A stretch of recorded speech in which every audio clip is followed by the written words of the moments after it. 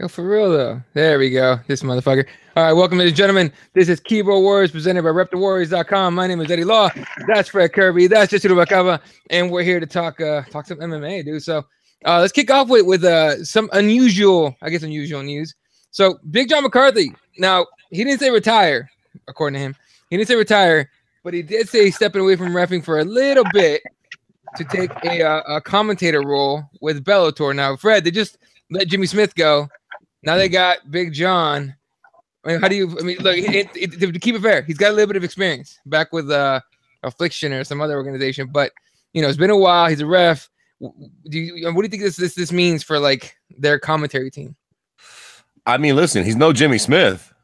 Make no mistake about it. He might have a little experience, but what Big John does is ref. He don't commentate. Those are different jobs. Now, that's not to say that he won't end up being a decent commentator. He very well might. And I see why Bellator would do something like this. As far as MMA personalities go, it doesn't really get much bigger than Big John. So, this just seems like something Bellator would do too, man. I think it'll probably work for them, though. Like, Big John seems like he's one of these cats that'll probably take to that role pretty well with all the shit about, being a ref and being a commentator being different. That being said, Big John's pretty eloquent, well-spoken. He'll probably be good in the role. I don't think it was a good decision, though. I still think Jimmy Smith is probably one of the absolute best in the game, so I don't think it was a good trade-off. But since Jimmy's gone, we have to replace him with somebody. I suppose Big John is the Bellator-esque thing to do, right? An ex-quote-unquote UFC guy. They kind of poach one out of the pond from them. Let's be honest. I mean, Jimmy Smith has all but said he's going to the UFC on Joe Rogan and on the MMA Hour. There's a lot of pussyfooting around what we all know. I mean, come on, man. Where are you going? Titan Legacy? Fucking ONE FC? Like, come on, man. Jimmy Smith is going to the UFC.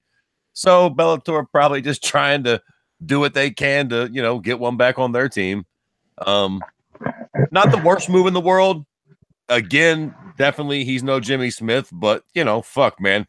I could probably think of 10 shitbirds they could have found worse than him. So I'll take it. Yeah, well, I mean, look, and what I like about it is he's gonna be able to give like a ref's perspective, right, on like what's going down. So it's like, imagine something like weird ref shit happens. Yeah, he'll be able to give a good insight. Perfect for that. Yeah. So if anything, Jesse, I think they should have just added him and kept Jimmy Smith. If they were gonna do something like that, add him and keep Jimmy Smith and Mike Goldberg as a team. But he's replacing Jimmy Smith. What do you think about that? Man, I think this is kind of a bad thing because just because I think losing a guy like John McCarthy to be cage side to help with the commission, to help with any kind of those rules and everything, now he's going to be a part of the commenting team, right? He's going to be not the play-by-play, but he's going to be color probably, right?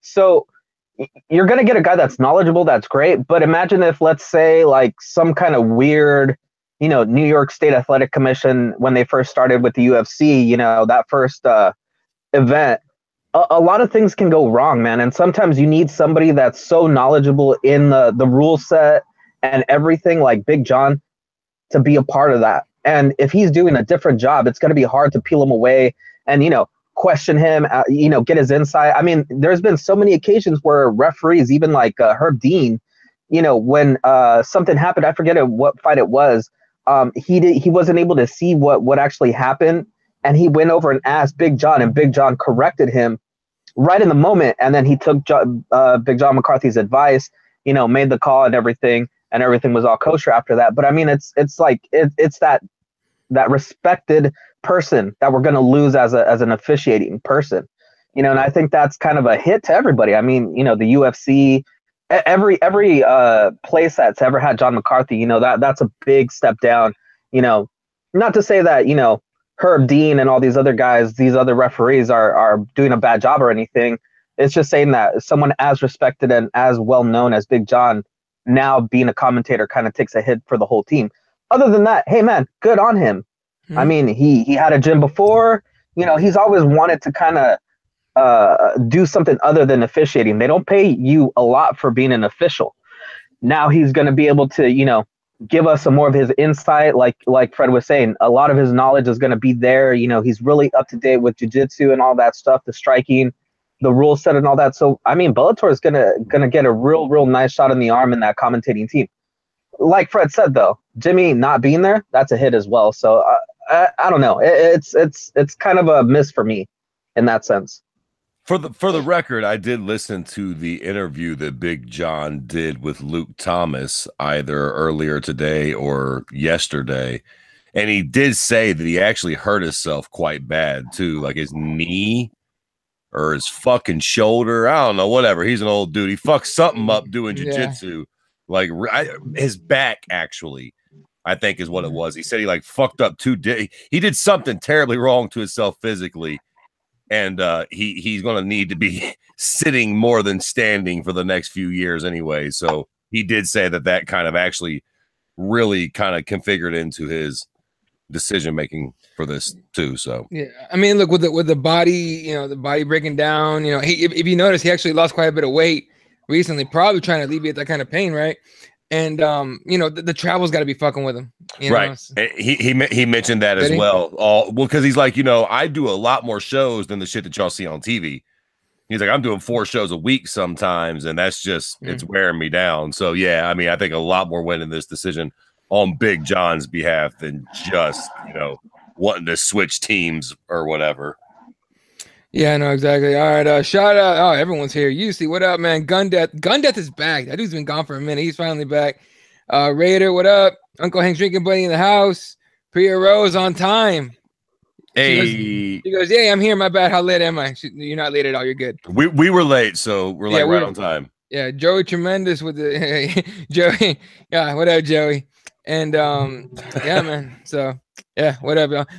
So a couple things on the commentary thing. Uncle Hank Drinking Buddy says, I don't really get attached to the commentary team. They're all okay. I watch for the fighters.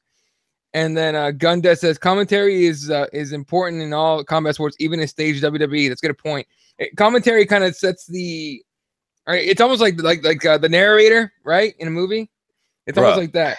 The commentary is the drums of the song. There you go. You need it. It's not like the fancy vocals. Obviously, the fight is the vocals, but like it's the backbone, man. It's a good way to put it. That's actually a really good way to put it. I never thought about that. It's perfect, the analogy that someone just used for the wrestling thing, because think of all the epic matches in wrestling, even in boxing. A lot of things you remember from that is the call, right? Even in like any other sport, you know, when someone, you know, does something so dramatic and so important, that call, it's really important to have that right person that knows how to call it, how to bring the excitement out of everybody that's watching it. It just builds your emotion better. And having a good commentary team is really important. So it's great to have at least a knowledgeable person that's going to be there in that spot, even if it's not Jimmy. Right. That being said, that could be a personal thing, though. I do know motherfuckers that can't stand the commentary, that be watching that shit on mute too. So I think most of us probably feel like that, but I think there's probably a small minority of people that are like, whatever, motherfucker. Like, I don't like hearing them damn dudes talk. Like, fair enough too. I mean, right. You can have whichever you want, but I don't know. I like the commentary. I like at least a little bit of insight into things, right? But yeah. Anyway, all right. Other stuff we want to talk about. Real quick on Jimmy Smith. Like, I'm pretty sure he's going to UFC too. Nah, you know, he's definitely. Where else would he go? Stop it. He right? has to be. He's either going to the fucking UFC or he's changing sports. You know what I mean? I don't see him going. Joe Rogan. Jesse? Yeah, I said or. I think the other company that nobody talks about is Combate Americas. They definitely need a good, solid guy in there to really call that team. And I think if Combate is really looking for a guy, I think that would be a perfect place for him to go. Listen, all due respect to Combates America. I know they are. There we go. They are friends of the show, and I do not want to speak out of turn here, but like Jimmy Smith is the fucking cream on the corn. Listen, if the UFC does not get Jimmy Smith, this will be a very, very big fuck up on their behalf. Like if they let somebody like fucking Combates or ONE FC or what the fuck did the goddamn fucking World Series of Fighting nickname themselves, the Pro Fighting, whatever the fuck. PFL. If they let one of those twerps get him, that'll be a big mistake, man. No, man. I think Rogan saw that Jimmy Smith got left Bellator, and he was like, "Yes, my replacement's here." I think Joe Rogan's like, "Oh, I can leave with a clear conscience now." You know what I mean? Like, He even looks like Joe. He even looks like Joe. Exactly. Joe clone. Although I'll tell you what, before Joe does dip, I would like to see a couple shows with them together. Yeah, Joe, Jimmy, and like Anik. Yeah, bruh. Joe and Jimmy would be tight. I mean, I know they kind of serve the same role, but they're both so knowledgeable and so well spoken with it. It would be really cool to see them on the same broadcast at least once or twice. Exactly. And it's not even a far stretch because we already get Dominic in there or DC. You know, we get fighters that kind of would serve the same purpose. So, you know, and he's a former fighter as well. So I mean, it's like you guys are saying that's a perfect marriage right there, at least once or twice. Yeah, no, definitely. All right, let's switch gears here a little bit because we were talking about before we started the show. You know, Fred, you were talking about the Bellator heavyweight tournament, but let's talk the next Bellator events, January 20th. And I didn't realize it was actually it's got some names on there, dude. So the main events for welterweight title is Rory McDonald against Douglas Lima. The co-main is the first round for the heavyweight Grand Prix, which is Chael Sonnen against Rampage Jackson. Michael Chandler's fighting on this one, and so is Aaron Pico. So you got some names on this card, but to start, to speak specifically on the heavyweight tournament, you know, just like you were saying, we kind of make fun of it. What up? Oh, sorry to cut you off, E. But before we get to the heavyweight tournament, which I definitely do want to talk about I want to talk about the fight on this card and that tournament in general. But can I just say, and let me just get your guys' opinion on this, on the main event before we dive in any of that. For all of me, this is the best fight. Now, I'm not saying the biggest fight. Not saying the most popular fight. I'm saying if you are a fight fan and you enjoy mixed martial arts, this is the highest level best fight, in my opinion, Bellator has ever put on. Period. Bar none. I think Roy McDonald versus Douglas Lima is the fucking best fight that Bellator has ever put on. I think this fight is going to be fucking fantastic. I don't know what's going to happen, but it's going to be good, Jack. Yeah. Look, what do you guys think? Do you disagree? Do you think that there's been a better fight? Oh no, dude. But like better. Better. No, I think this is about as best as they can get. I'm trying to think back. For Bellator. Yeah, for Bellator. I'm trying to think back to like the Michael Chandler, Eddie Alvarez fights. Trying to think back to the I mean, and even those you weren't really sure they were gonna be great, you know, really good. This one looks good. Like already looks like it's gonna be good, right? I'd have to agree with you, man. I have to be that this is the best fight probably they put on. You know, the Coker's probably like thinking it's Lucky Stars, but both these guys are bad motherfuckers, man. But I mean, I gotta say I'm leaning. Oh, Rory. Yeah.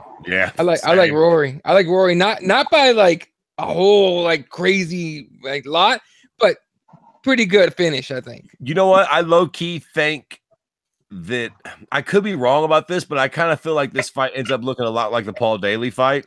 Yeah, man. I just think that he eventually gets dude off of his feet and throws him a beating. Wow. Come on, Jesus. Give us that contrarian opinion. What you got? Sure. You know what? I think Douglas Lima is suffering from the same problem as a lot of the fighters that are coming over from other organizations into the UFC. We just don't see them often enough, and we don't know just how good they are because they don't have that competition. And I think Lima has proven that he's really damn good. I mean, the way he took out Larkin and defended his title. Who else didn't he take out Daly as well? I mean, this guy is a legit a champion. I think you bring Lima into the UFC, and he's probably, you know, either number 1 or number 2 in the division right away. I think he gives everybody fits, and I agree with you guys though. This is by far the best fight that Bellator has put on. Not, I would say in the new era. In the old times, I mean, some of those tournament matchups were pretty good. When Ben Askren was running through all the divisions, I mean, he put on some pretty. For me, it was pretty exciting fights where, you know, just nobody could do what he does better.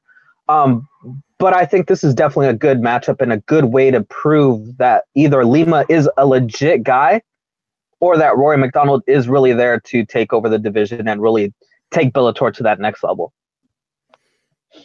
Look, with now with Rory, like we saw, so Benson Henderson came into Bellator supposedly was supposed to be like dominant and everything, comes in and gets starched right at 170. Yep. And then who else come over from the UFC that did like not even close to what they were supposed to do? Fuck. Shit, Big Country didn't look all that great against Big Country. I mean, he won, but it was like, what the fuck? Didn't Matt Mitrione, didn't he have a rough time his first fight? Yep, he kind of had the same vibe as Big Country. He won, but it was against somebody nobody never heard of, and he had a lot more problems than I think everybody thought that he would have. It's just weird. It seems like the UFC kind of knows when to let guys go. And Lorenz Larkin, like I mentioned. Yeah. But as far as that, I think Rory McDonald is a real deal for them. I think they're probably happy as fuck they got him. Yep. I think for sure. Sorry, interrupting you guys, but Michael McDonald, right? He's another guy that is also in Bellator. Oh, I forgot they even got him. Yeah. Okay. He hasn't fought yet though. Right. Okay, yeah, he's still. I think he just signed just very recently. I swear Bellator is the WCW of the 90s. Yeah, they're just slowly building up a little roster that's like, okay, I see you, Bellator.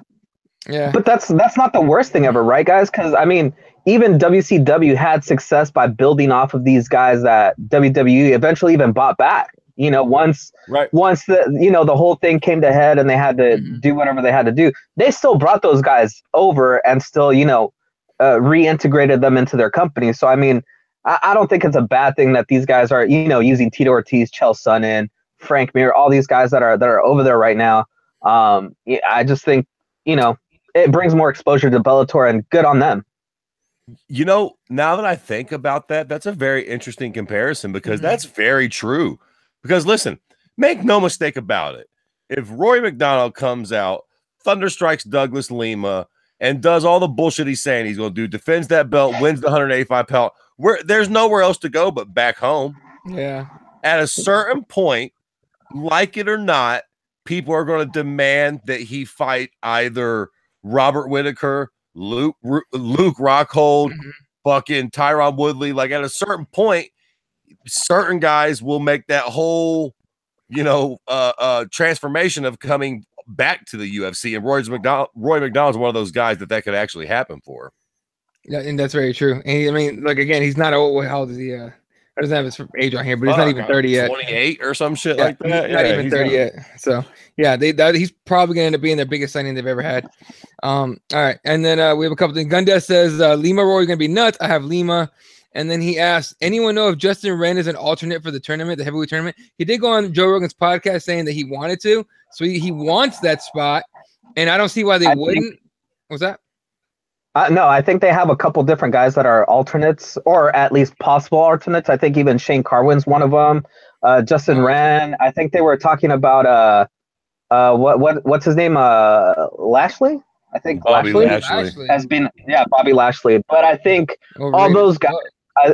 I think Lashley is one of the guys that they couldn't put in the tournament. I know a lot of people were asking about that too because he's takes too much time. Yeah, exactly. But it's not like Bellator has him anyway. But I think he takes too much time to recover, get ready, and all that stuff. Get clean. I.e., some steroids in his eyeballs and get ready for a fight. Yeah. I always say he was overrated, and just the fact that he still wrestles on the side, I don't know. Anyway, he was extremely overrated. I mean, there was always like the Brock Lesnar comparison, but he was never that. I'll tell you what, if they ever somehow make that fight, like Bobby Lashley ends up in the UFC or in Ryzen or Risen, however you say that, I think it's Ryzen, but over there with Brock Lesnar, like they'll make that fight. They'll make that fight. It's a freak show fight. I tell you who Bobby Lashley should fight in Risen is that goddamn Gabby Garcia. She should fucking pick on somebody. Stop fighting grandmas. Yeah. Fucking missing weight by 20 pounds, dog. How you gonna do that shit? Come on now. Listen, Risen. I know that nobody over there will actually ever watch this podcast, but if by some miracle chance you do, knock it off. I love the freak show shit. I'm down for it. I'm down for fucking men of one man fighting goddamn Hungman Choi. But you got to stop with this grandma shit, man. That shit's just literally a little silly. What the fuck? Like, at least. No, meanwhile, grandma was talking shit. You see that at the fucking before the weigh-ins? They like met each other in the hallway and she's talking mad shit to big ass Gabby Garcia. Like, she was not fucking around. Gabby Garcia is 100 pounds bigger than that broad Easily. and had the audacity to come in 30 pounds overweight on top of, are you fucking kidding me? Okay, yeah, let's not even get on that. I'll go on a rant on that for 3 days. Risen, get your shit together. Real quick though, is there anybody that comes out to you besides like the main card for you guys on the prelims? Because to me, the only guy on the prelims that's worth watching, that is worth supporting, is Chad George. If anybody has seen, what is it? What's that documentary that was on his life and all that stuff, everything he went through, that came out a few years ago? I forgot what it was called, but I don't go find that out. He's got an interesting story. It's great to see him back in fighting. He's in Bellator, so if you can check him out, he's on the prelims here. Chad George for me. Check out to you guys. If I remember correctly, Chad George was also in EBI's first combat jiu-jitsu tournament, right? Or fight. Right. Yeah. So Chad George is a bad motherfucker. You guys need to watch that shit. But no, honestly, I'm again the fact that they don't come on for fucking 4 hours. By the time I even get on it, dude, I don't even watch the prelims. I just watch the results. And any fight that looked crazy or I heard it was good, I watch them on YouTube the next day for real. Bellator's prelims are usually trash too. They really are. Honest. I mean, most of the times I don't even look at I'll take a quick glance at Bellator's prelims, but to be honest with you, most of the times it's a bunch of local shitbirds. Yeah. So let's talk about all due respect to them. Yeah. Let's talk about the first round of the heavyweight tournament. Is Chael Sonnen against Rampage Jackson. Two guys that aren't heavyweights. But I did see like they had like they've been doing like media together. Rampage Jackson is a big motherfucker. Listen, Risen. Again, I'm addressing you. This is how you do the freak show, boys. Because I gotta say, this fight is ridiculous. It's gross. It's disgusting. It doesn't make sense, and I fucking love it. I'm all for it. I'm all for it. I mean, what's not to love? Rampage is a blown up fucking heavyweight, and you're right, he does look ginormous. Huge. Chael Sonnen is probably on the sauce again, more than likely. He will probably be very strong. Quite frankly, I wouldn't rule it out that Chael Sonnen wins this fucking fight. I think he's going to be – no, I'm serious. I think he's going to be highly overrated. When's the last time Rampage looked even remotely close to agile? That's your point. He's very. I mean, if Rampage don't hit Chael Sonnen with a hard punch, and one thing that old silly ass, goofy ass Chael's good at is avoiding getting hit with a big punch. Yeah. He's fought a lot of big punchers. He does avoid a big punch pretty well. He even got choked out by Tito. He couldn't get punched out by him, the cocksucker.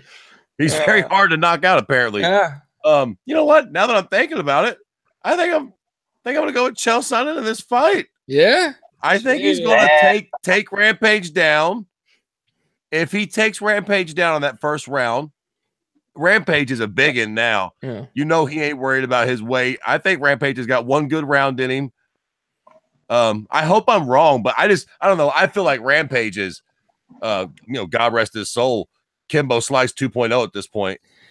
Like, I don't think Rampage is going to be wanting to do any kind of jiu-jitsu, any of this or that. If Chael gets him down and starts working him over, I don't think Chael will finish him, but I think Chael can suck the fucking energy right out of overweight, heavyweight Rampage. I legit think Chael's going to end up tapping him, dude. I think he's going to sub him. Chael's been working just submissions, really. You know what I mean?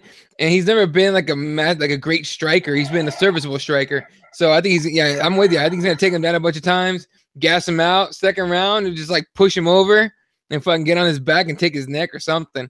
I think that's how it's gonna go. And I think Rampage knows it. Rampage is gonna be like laughing at that, when after he gets finished, he'll stand up laughing like, yeah, I figured I'd just come out and give it a shot. All right. I can see that too. You know what I mean? Jesse, what do you think about that? I think you both are crazy, and that's why I love you guys.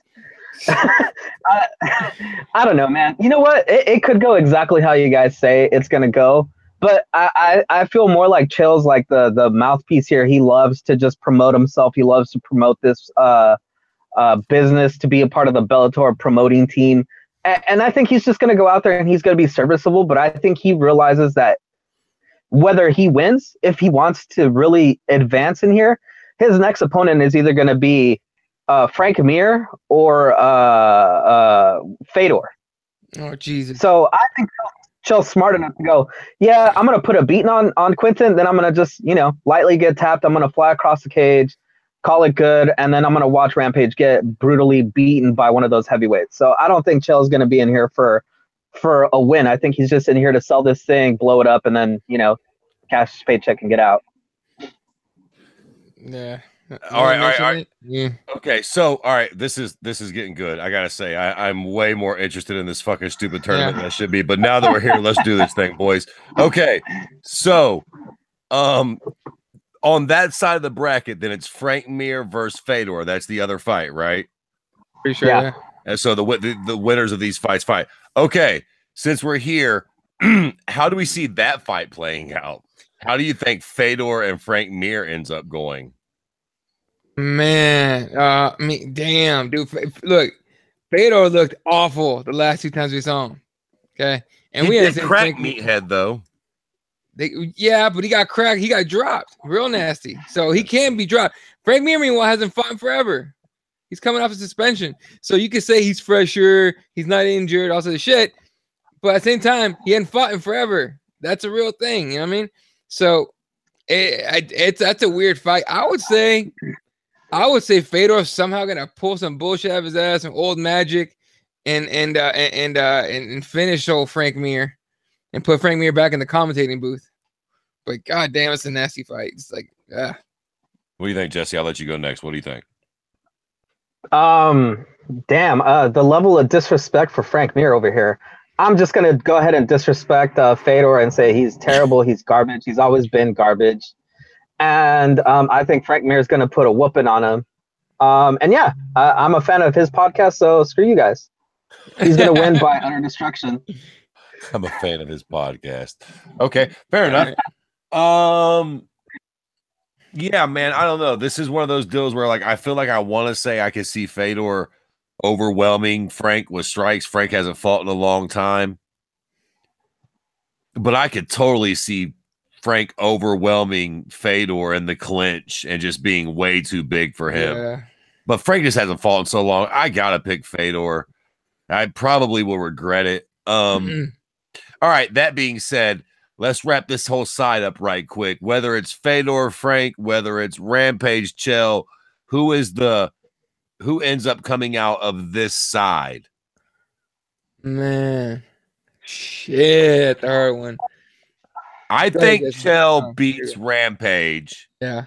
I think Fedor beats Frank. I think we get Chael versus Fedor.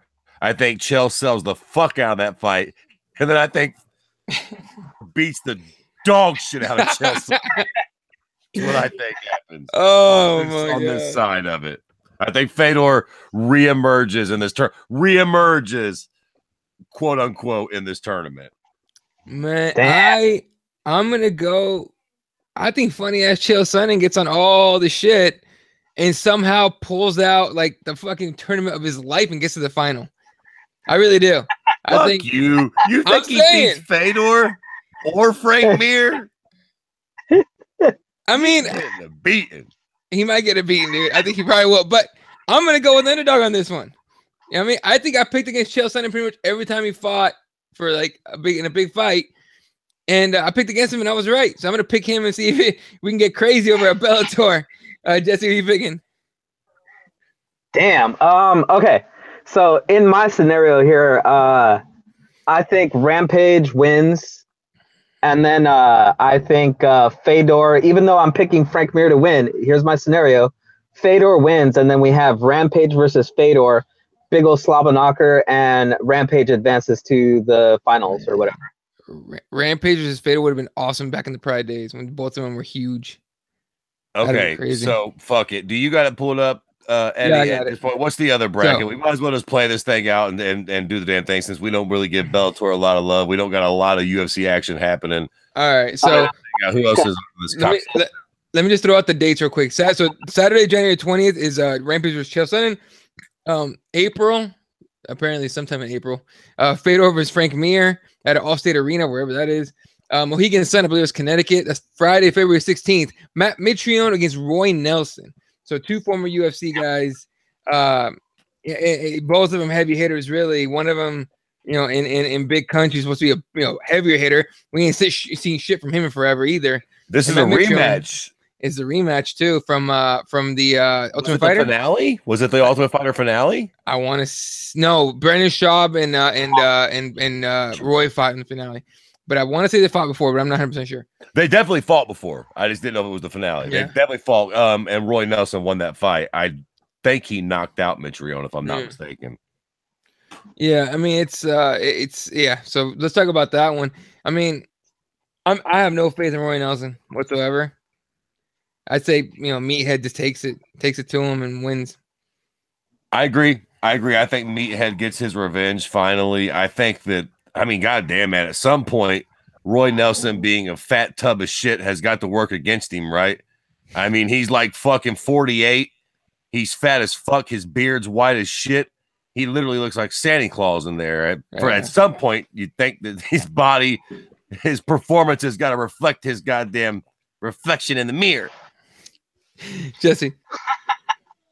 Man, I guess I have the unpopular votes over here. I think Roy Nelson takes this.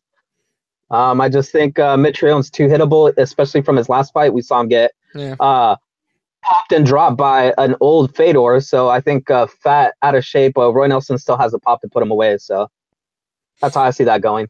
Come on, let's move on to the next part of this bracket because that one's the interesting one, right? Kind of. Yeah. So in May, we get Ryan Bader against King Mo. So 2 light heavyweights fighting at heavyweight. Ooh, yeah. For me, this is not the interesting one. This is kind of the battle of the who gives a fucks. Yeah. I mean, listen, I guess Bader, right? This is one of these fights where I'm pretty sure Bader's going to win, but I really want him to lose. I think everything's way more interesting and fun and entertaining if King Mo wins in the cage and outside of it. Ryan Darth Bader comes to ruin the fucking party once again. He'll probably ruin this whole goddamn tournament. I forgot that cocksucker was even in it.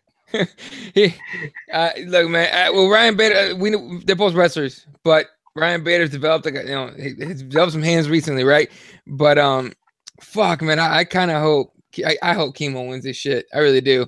But Kimo hasn't even made it to a fight. He keeps fucking pulling out of fights, keeps getting hurt and shit in training.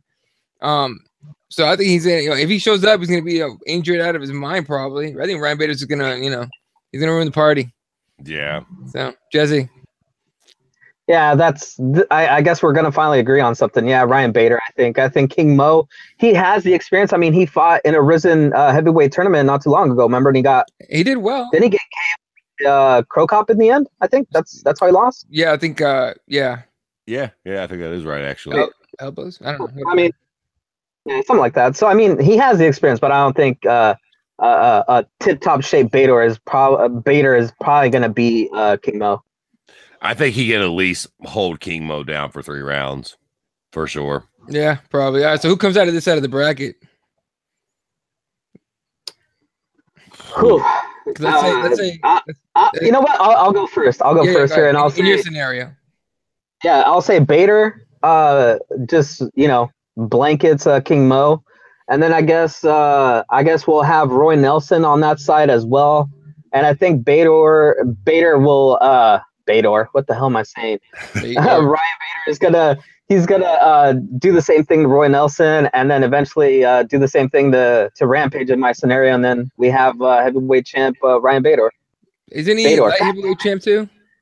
Yeah, he is. Oh my God, we'll have one of those 2 division champ guys. All right, Fred, I'll go next. In my scenario, Sonnen makes it to the final.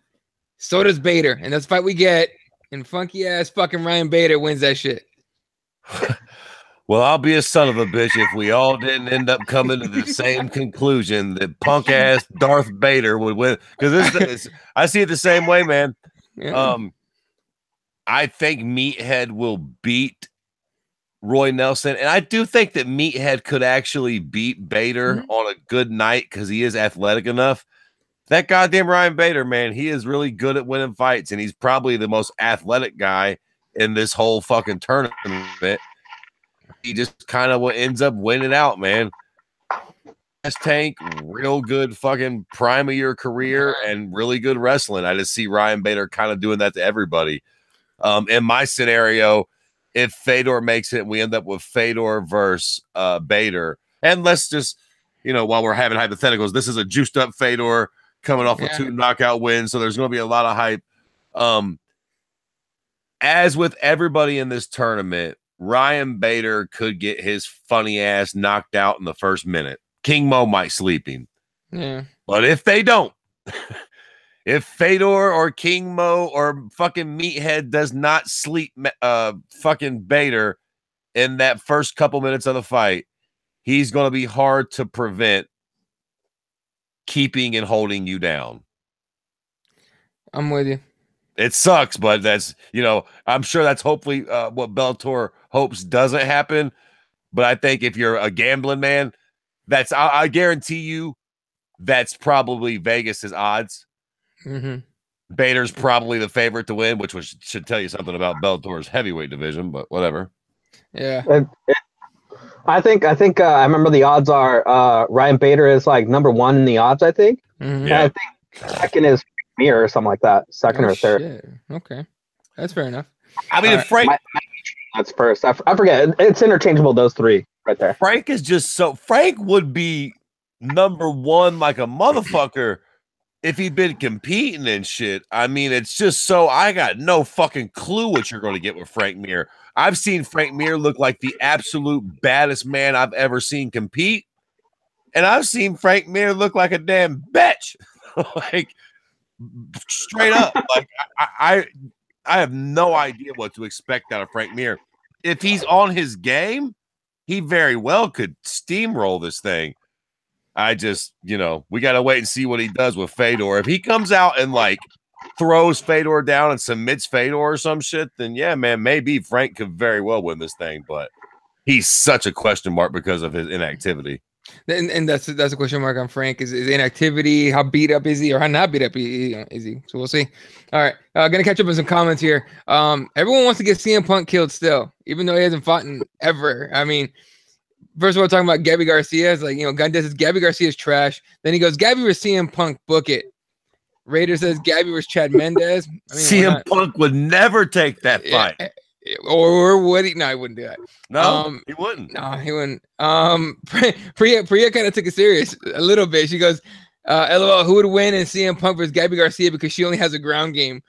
And Gundez says what I would have said. CM Punk has no game at all. No game. I was going to say, if CM Punk does have a game, it's only a ground game too. Dude, I would literally bet my firstborn child on Gabby Garcia if they fought. Dude, I promise you, Gabby Garcia would steamroll CM Punk.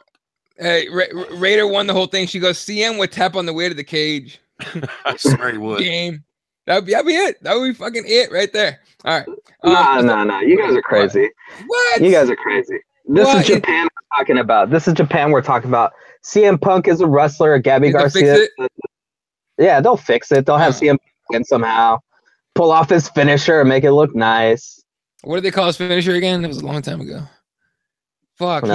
He used to drop things on his face. Like you said, they're in Japan. They're going to fucking sell Gabby Garcia as the female Goro.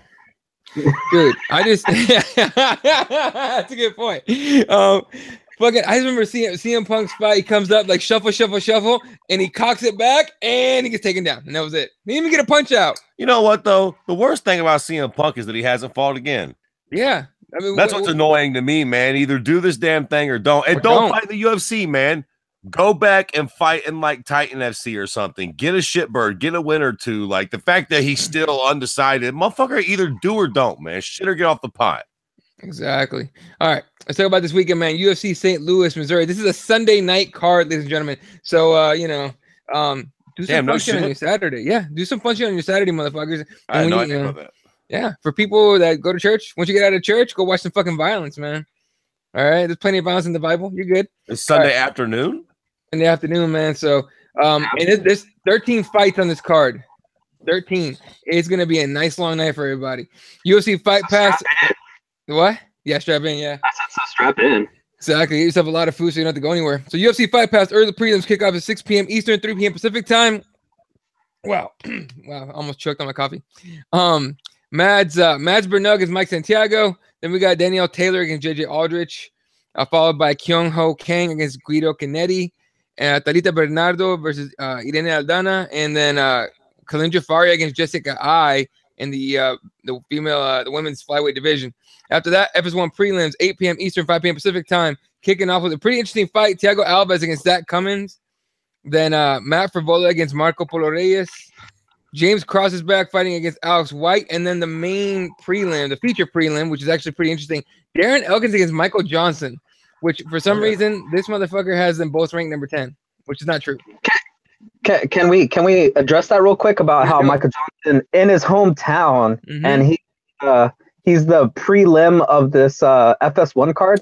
By the way, where you at? Where were you at, Tyron Woodley? What the fuck? No, I was kidding. No, it totally makes sense. It makes sense that he's not there. How do you guys feel about this? Because I feel like, I mean, if it was a pay-per-view, I would understand, because you know that final fight leading up to the event is kind of important. But when it's all on, you know, FS1, what the hell, man? You know, listen, I mean, MJ's coming off an L. Yeah, and the main card, I can't remember off the top of my head, but the main card's got some fucking stacked fights on it, doesn't it? Like, yeah, I mean, think about it though. You have Darren Elkins, who in his last fight, a lot of people considered was the craziest fight of the year, right? Like, I mean, that guy, he comes to bring the pain, or quote unquote the damage. And then you got Michael Johnson, who in his last fight also had one crazy ass fight that a lot of us considered fight of the year. So why wouldn't you put this on the main card? I mean, you could put Paige Van Zandt on there and just cash in on that one. Hey, sorry, real quick. Yeah, Dan from Oregon said he wants to see. My bad. I did see. I just forgot to say it. He said they stopped reading the comments right before my Punk versus Van Dam tweet. CM Punk was John Claude Van Damme. You see, Van Dam kicked Cody Garbrandt in the face by accident, and he got all pissed. Yeah. Oh, yeah, that was hilarious. That was by hilarious. the way, JBCD by murder. It wouldn't be close. It'd be sad. Old ass Van Dam would fuck CM Punk up. I don't give a shit. Yeah. You know what? I'm telling you, man, there are not a lot of people that I would pick CM Punk against in a fight. I'm telling you, give me 3 months in the gym and I'll beat the dog shit out of CM Punk. Yeah, I see. Swear to God, I'm not talking I'm with shit, you. Jack. I'll beat the shit out of that dude. All I gotta do is just get in shape a little bit, learn how to throw a decent jab, and I'm in there. I'm with you. I'm fucking with you on that shit. Totally down. Anyway. You know what? I wish we could just start a GoFundMe so we could like pay for Fred to go to the gym 3 months and then fly him out to the gym and just have like one of those gym wars and stuff. Just like a sparring session. Listen, Yeah. we got a little local gym. Y'all remember Dominic Steele? 170. He trains right in Fairborn. Yeah, he's in your spot. 10 minutes from my house, man. Yeah, so like we got a little gym. CM Punk, son. You want to get that ass whooping? I'm cheap too. WME, 10 grand. I will fist fight that motherfucker like a motherfucker for $10,000. Hey, there you go, man. All right. So again, Darren Elkins, Michael Johnson. I mean, this is more for Darren. I mean, I don't know. You just want to see a bloody war in this shit anyway, because Darren Elkins is a goddamn zombie. He never dies. Yeah, you know what's weird about this fight? I think he dies. Michael Johnson finishes him? Yeah. I think it's one of these fights where like people were like, "Oh, there's no way he's been." But I think that like all of that abuse eventually catches up with you on that one night, and I think that Michael Johnson can crack. Make no mistake about it, and he's fast. I think Darren Elkins might even start believing a little bit of the hype himself. Like, oh, I can eat anybody's punches. Not always, you can't. Like, I think Michael Johnson's gonna thunderstrike that damn dude and put him to sleep. Right. Yeah, honestly, worst tattoo in the whole, and part of in all of MMA. He got Absolutely. the damage on his chest. What the fuck is that? Come on, man. That's for life, man. Come on, Fat Roy Orbison on what's his name's arm is pretty bad too. God, what's his name? The guy that fought Paul Harris. Alan Belcher. Alan Belcher. There you go. Oh yeah. Good point. All right. Gunda says I'd molest CM Punk. All right. Oh, then he says I'd fight him for a big man sandwich. I've literally never seen gun death in like an actual picture of that man before, but my money's on him. There's no faith in CM Punk. No one gives a fuck. Like that's how little faith I have in that dude. And then Raider on this fight, Raider said Johnson's pissed off. He's gonna beat some ass. I could definitely see that happening. I mean, after you get your ass beat for 5 rounds, and the guy beating your ass says, "You don't deserve a title. You know I deserve it. And then he finishes your ass like you got. Yeah. And then he fought. Then he fought Justin Gaethje and got knocked out. Well, Wow. listen, styles make fights, man. I think that Darren Elkins has head movement. Like he's very hittable. If Michael Johnson doesn't knock him out in the first round, the second round will be interesting. But I think that first round he's going to get lit up like a Christmas tree, like he always does. Wow. Yo, dude. Okay. Hell yeah. So Raider just came up with the best idea ever. She goes, dude, if CM Punk and Fred fought, you got to have a cheap ass embedded with Fred doing the suave hair moves. Dude, fuck yes, we would do that shit. I would fly out to Dayton to fucking do that. I don't give a shit. Fuck yeah. I'd We be do a all over fucking it. embedded. Hell yeah. That's an amazing idea. But we ever get that fight done, that'd be crazy. All right. So again, FS1 prelims, 8 p.m. Eastern, 5 p.m. Pacific time, leading up to the main card on FS1. That's 10 p.m. Eastern, 7 p.m. Pacific time, kicking off with a pretty fucking sick fight. Kamaru Usman against Emil Meek. Now, Meek, if you guys remember, he had visa issues, I want to say. So got that shit squared away.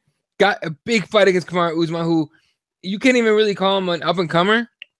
Like, he's here. He's ranked. He's ready to go. He's number 10. So he's ranked, he's ready to go. He's one of the names in that welterweight division, right?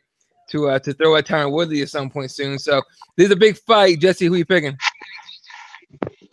Damn. This is a tough fight to pick, but I gotta go with Usman. I mean, he's undefeated. He's fought guys that hit hard. He's fought guys that have great jiu-jitsu. I mean, he's like almost like a new version of GSP, right? Like, he knows how to smother you, but he also knows how to put some damage on you, man. He knows how to really bring the fight to you. So I think this is going to be a real interesting fight. Like you said, Emil Meek, he's pretty an interesting character. He's strong. He's like, he's got the skills to really test Kamaru Usman on the feet. So if Usman survives this test, I think we've got definitely a top contender here. But I'm going with Usman. Usman, what about you, Fred? Yeah, I agree, man. I think that this fight will be a little harder for Usman than most people assume. Fucking Amik, is that how you pronounce that motherfucker's first name? I think so, yeah. Amik Mill, dude's a fucking beast, man. He starched out Paul Harris, right? Yeah. I think that's how he got to the UFC. That was the fight he won that got him in the UFC. So yeah, man. And Paul Harris, as much of a fucking sneaky prick as he was a fucking absolute animal at 170. So that's a big win, man. But yeah, Usman is on fire right now. And you know what? That's actually a really good comparison, man. Like a new GSP. Mm-hmm. I kind of see that, but willing to take more risk and let his hands go. Younger, hasn't been knocked out yet. I think Usman's more willing to take risks and strike. So yeah, I mean, money's on Usman, Jack. Real quick, and I'm taking Usman on this one as well. Gunda says I have to bounce. All right, man. Appreciate you coming by, dude. Catch you later. Sir. All right. On the Michael Johnson Darren Elkins fight, real quick. The reason they're both ranked number 10, Michael Johnson's ranked number 10 at lightweight, and Darren Elkins number 10 at featherweight. Is this Jesse? Do you know if this is his first fight at did he just move down to featherweight? I don't know. You caught me off guard with that question. I don't know. Last fight he fought Justin Gaethje, right? And that was at lightweight. So I want to say Michael that Johnson has always been a lightweight. Yeah, I think he moved down. Unless the damage moved up. No. The fight's at 145. Yep. Oh, okay. Well, yeah, then Michael Johnson had to have moved down. That's strange. That's 10 pounds is a lot more to cut, dude. I don't know if I would have. Oh, all right. Well, that's damn. All right. Well, that's something to think about when you're making your picks, ladies and gentlemen. All right. As far as what's up? No, I was saying, I guess my Darren Elkins pick isn't so crazy now, huh? It's not. It really isn't, depending on how hard the cut is on Michael Johnson. All right. I'm taking Usman as well. Dude's just a freight train coming at it. All right. Next fight up, we got Paige Van Zandt. Gonna have a little more room to keep some cushion as she's fighting at flyweight against Jessica Rose Clark. This I don't know. I'll probably never be like convinced about Paige Van Zandt. You know what I mean? And Rose Clark's legit. So I mean, I gotta say I'm going with Clark, but who you picking there, Fred? Listen, I won't bullshit you. I don't know who this other lady is. So I mean, I agree with you. I have never really been terribly impressed with Paige Van Zandt. Her quote unquote pressure style has never really impressed me all that much, man. I don't know how this other lady fights, but I mean, listen, I'll take your word for it, son. If she's fucking got any, I feel like Paige Van Zant's only real attribute is kind of just being relentless, being like a decent offensive grappler or wrestler, which is okay, but you know, that's that type of shit that gets exposed really easily at a remotely high level. So again, I don't know much about this other lady, but if she has any kind of like, you know, if she's super good anywhere, whether it's striking on the ground in the clinch, if she's great anywhere, she'll smash Paige Van Zant. Yeah, Jesse. Eddie, can you do me a big favor? Can you grab Jessica Rose Clark's Twitter and send some of those pictures Fred's way so he can really get a good look at what she looks like and get an idea of what he's picking there. But yeah, I agree with you guys. Yeah. I mean, Paige Van Zant is not really that great fighter. She's not that's why I was saying it's weird for me to have her this high up on the main card when you have Darren Elkins, Michael Johnson, you have a bunch of James Krause, even you have a bunch of other fighters that will put on a great performance. This is just, I mean, this is like Endeavor, clawing at straws here, trying to find somebody that Paige Van Zant can beat, kind of make her a star. And this is not the thing. I think Rose Clark is going to beat her pretty badly, and it's going to be another bad night for PBZ. Yeah, I don't. Look, Paige Van Zant, she just changed gyms, right? She's over in Portland now, so she's not an alpha male. So that pressure style might be a little different now. That being said, I just I've never seen anything from her that convinced me that she could be a champion, honestly, even at 125. So, all right. And again, it is WMEIMG or whatever they call him, whatever the company's name is now, just trying to push Van Zant. The UFC just keeps trying to shove people her down everyone's throat. But I think if she loses here, it's going to be kind of difficult to push a 7-4 fight, especially in her first fight at 125. All right, next fight up, it's a weird one. I see shades of BJ Penn versus like Gary Rodriguez here. Uriah Hall, number 11 ranked middleweight Uriah Hall against number 12 ranked Vitor Belfort with powerful, all the dad bod in the world. I don't want to see this fight. We know what Uriah Hall is capable of. Now, fair enough. Everyone's going to say, well, Uriah Hall starts slow, and you never know what Uriah Hall is going to show up. I get it. But Vitor Belfort's like 40. Was he 42? Something like that? Like, come on, man. What are we talking about here? He's 40. I love it. I love it. Okay. I mean, listen, first off, can we just give the biggest shout out to Vitor Belfort? Yeah, I, for one, thought that Vitor Belfort was done years ago. If you guys remember, if you've been around for long enough, I think, if I'm not mistaken, and he may have won a couple little shitbird fights, but Vitor Belfort was going through a nasty skid at one point in his MMA career. And I don't know who all he had lost to, but he had lost to some cats that ain't nobody heard of in an organization that you ain't never heard of. And then I think he won a couple. He got on the old TRT, and I think he killed Matt Lindland in Affliction, if I'm not mistaken. And from then on in, old Vitor Belfort got new life breathed into him. Eventually, he made it all the way back to the UFC, and he's won some big fights even there with his cheating ass. So what better of a way to send him out than to feed him to a young lion? And, listen, let's be honest. Uriah Hall is also a very GSP-esque fighter in that, like, he has to be there mentally. Like, if he's there mentally, he's a bad motherfucker. But if he's not, you definitely can see it in his performance. And it might not even be a fair comparison to GSP because Uriah Hall flat loses when he's not in the right fucking state of mind. But if he is on, he is talented enough to fucking sleep Vitor Belfort and, take him out behind the proverbial barn and put him to sleep. And that's, listen, man, Vitor, for as much shit as easy as it is to clown him, he's a legend of the sport. He's been around forever. He's always been pretty exciting to watch fight. I'm down with this. Let him get taken out by a spinning heel kick to the face, or who knows? And lands one of those old man flurries and gives us some vintage Vitor. But either way, I'll have it. Now, if he does get knocked out, I'm ready to say goodbye at this point for sure. Yeah, I think it's gonna be one of those sad fights, man. I think he's gonna get picked apart. Vitor will come out with his usual, give you that round, right, where it's like, holy shit, he still has it, and then that'll be it. And then Hall will fuck his world up, I think. But fuck, I don't want to see him go out that way. I really don't. But all right, Jesse. Wow. You guys are horrible against these legends over here. I got Vitor winning this fight all day. Here's the thing, guys. Look back at his record, okay? What is he? 26-13, right? 13 names that beat him, okay?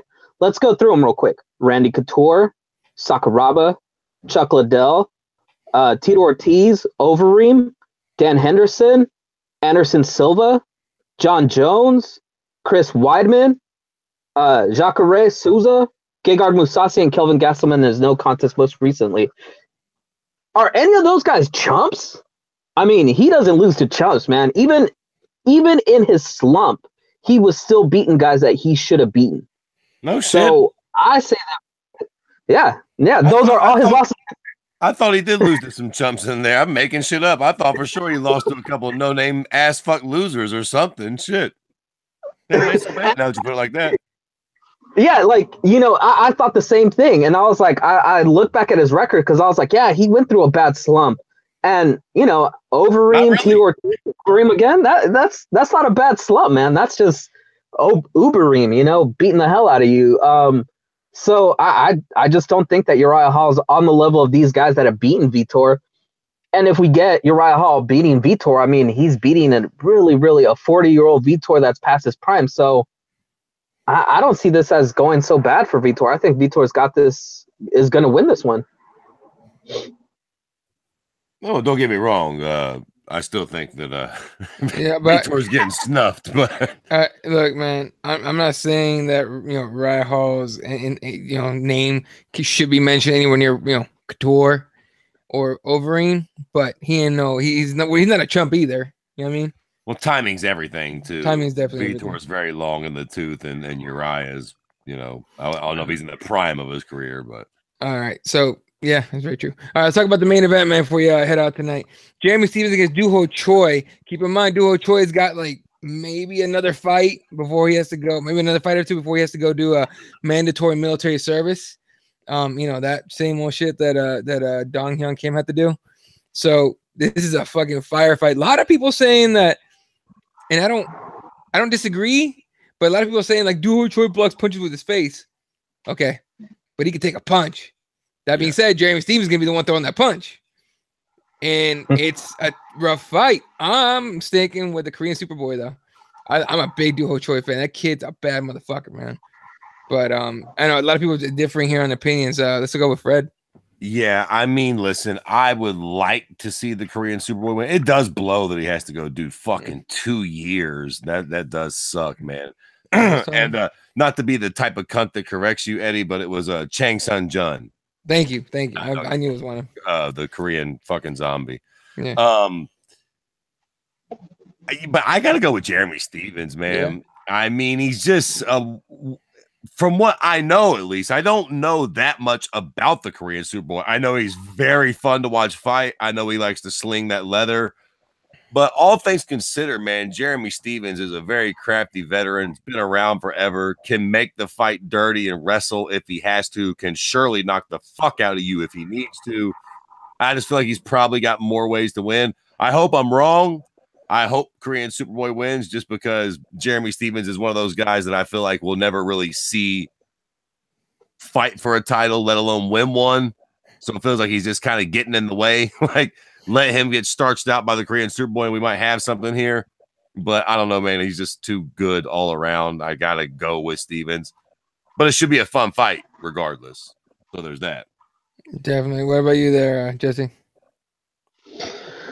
Yeah, I think Was it Fred that picked the Korean Superboy? I think you guys both picked him, right? So yeah, I think no, Fred took No, Stevens. I picked Stevens. Reluctantly, I picked Stevens.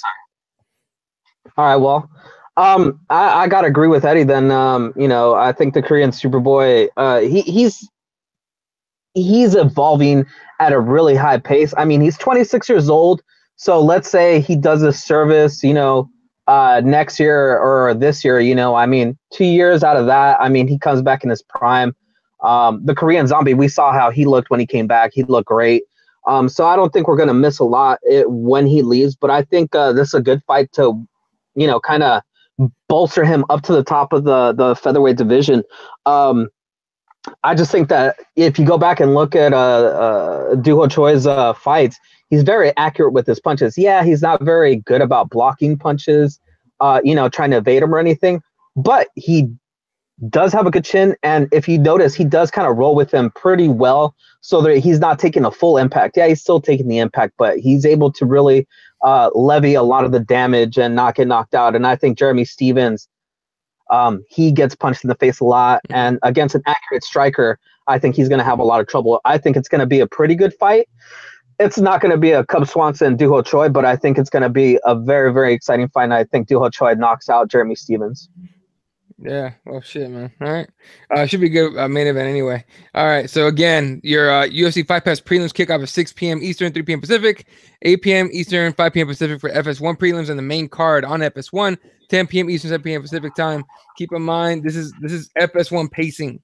This shit is slow. If you get a bunch of finishes, it's slow. If you get decisions, it's slow. It's fucking, you never know. So it's a good thing it's on Sunday. You can probably just chill the fuck out at home. All right, anything else you guys want to throw out here before we head out? Yeah, a couple weeks, real quick.